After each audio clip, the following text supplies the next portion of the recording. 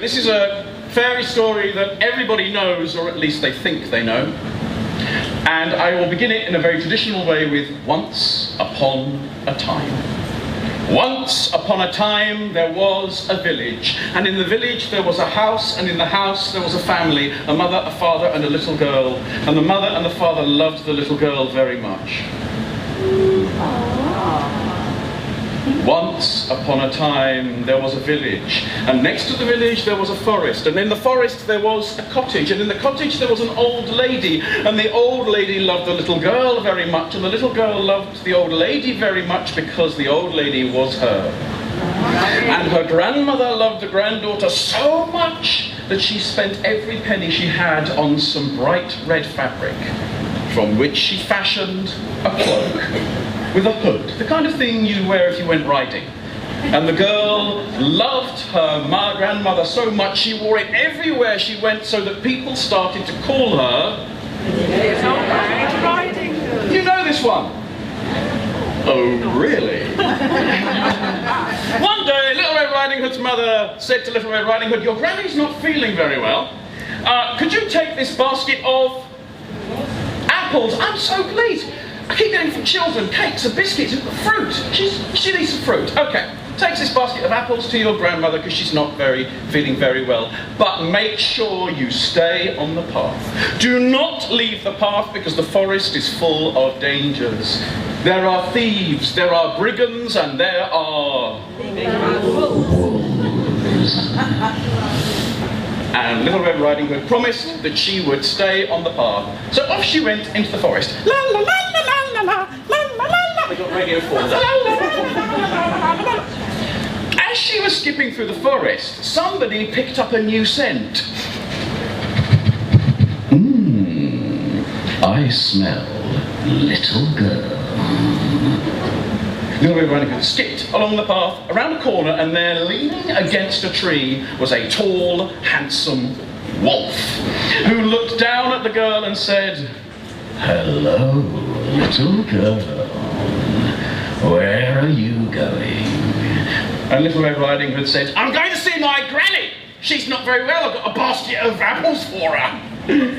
And the wolf thought to himself, soft, succulent little girl for pudding, and crispy, crunchy grandmother for starters. But he said to Little Red Riding Hood, "You mean you have no flowers? You should pick flowers for your grandmother." But Little Red Riding Hood's mother had said to her, "Don't leave the path." But the wolf said, "But look, the flowers are ever so close to the path." And Little Red Riding Hood, foolish, foolish child, left the path and picked flowers. La la la la la la la la la la la. The wolf hightailed it to Granny's house. He knocked on the door. He heard Granny say, "Who is it?" And the wolf said, "It's me, Little Red Riding Hood." And Granny said, "Come in." So the wolf went in, and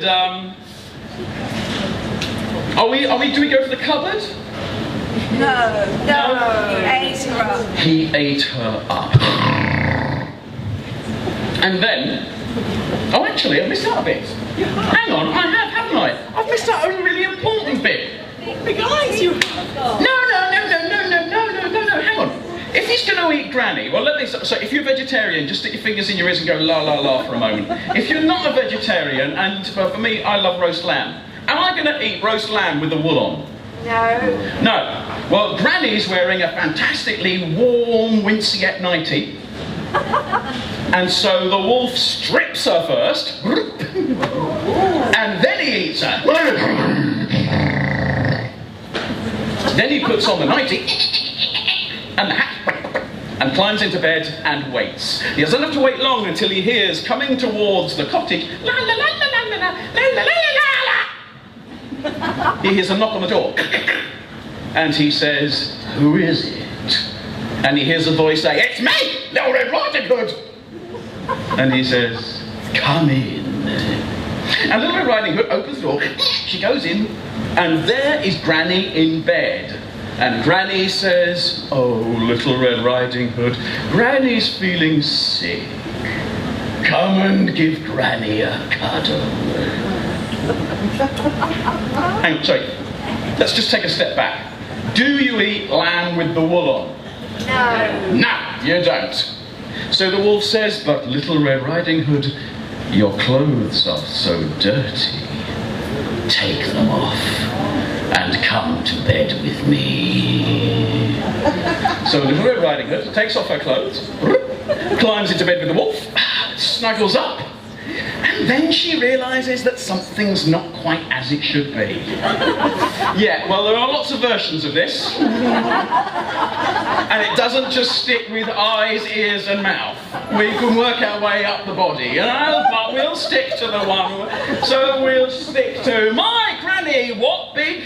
And the wolf says, All the better to see you. "My granny, what big?" Ears.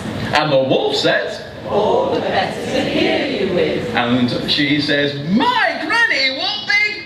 Teeth. And the wolf says, "All the better to eat you with." And Little Red Riding Hood says, "Stop! You can't eat me!" And the wolf says, "Why not?" And Little Red Riding Hood thinks for a moment. She says, "I need a wee." "You don't want to eat me full of wee, do you?" And the wolf thinks about it. "Actually, I don't care." And Little Red Riding Hood says, "Stop! You can't eat me!" And the wolf says, "Why not?" And she answers, "I need a poo." "You don't want to eat me full of poo, do you?" And the wolf says, "I don't know, actually I do care about that one." So Little Red Riding Hood makes a bargain with the wolf. She ties a rope round her wrist, gives the other end of the rope to the wolf, and she tells the wolf she'll go outside, go behind a tree, and the wolf agrees to this.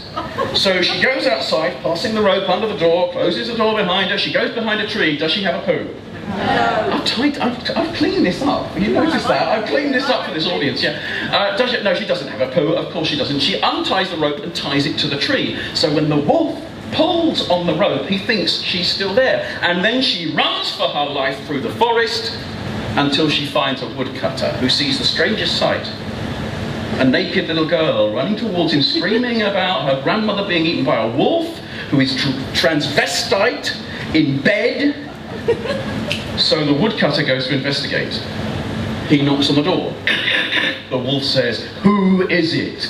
And the woodcutter says, "It's me, Little Red Riding Hood." And the wolf says, "Come in." And Little Red Riding Hood goes to the door, the door's closed, and listens carefully, and all she can hear is a little swish, and a... So now, if on the campus you see that girl, and you may well do, please do not shout out, "Hello, Little Red Riding Hood, how are you?" Because for now, she has changed her name. And now you must greet her as Little Wolf Skin Coat.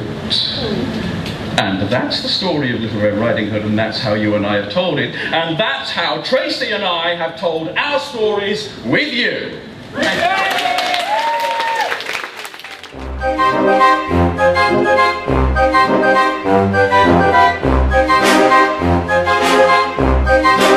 Thank you.